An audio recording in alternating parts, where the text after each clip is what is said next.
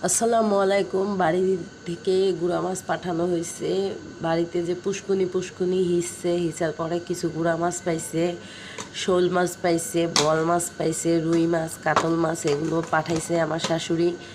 আমি গুঁড়া মাছটা পাক করার জন্য এখানে কিছু আলু কুচাই নিছি, টমেটো নিয়েছি, তারপরে হলুদের গুঁড়া, মরিচের গুঁড়া, ধনিয়ার গুঁড়া, লবণ, কাঁচামরিচ এগুলো দিচ্ছি।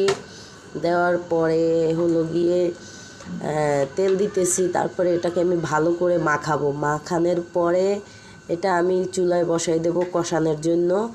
আমি না কষায় এটার ভিতরে মাছ দিলে ওই মাছ আমি খেতে পারি না। আমার কাছে মশলার গন্ধ কয়।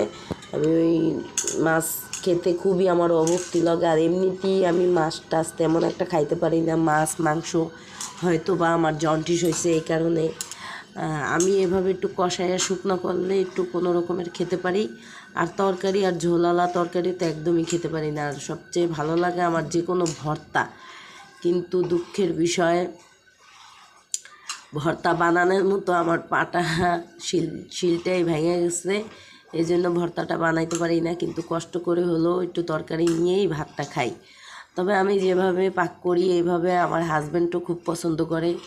অনেকে মাখাইয়া তারপরে সব কিছু একলাগে মাখাইয়া মাছটা দিয়ে মাখাইয়া ঝোল দিয়ে চুলার উপরে দিয়ে দেয়। কিন্তু ওইটা হয় কি, আমার কাছে খারাপ লাগে। আদা রসুনের গন্ধ কয়, হলুদ মরিচের গন্ধ কয়, এই জন্য আমার কাছে খুব খারাপ লাগে। এই জন্য আমি কষানোর পরে চুলায় দেওয়ার পরে আবার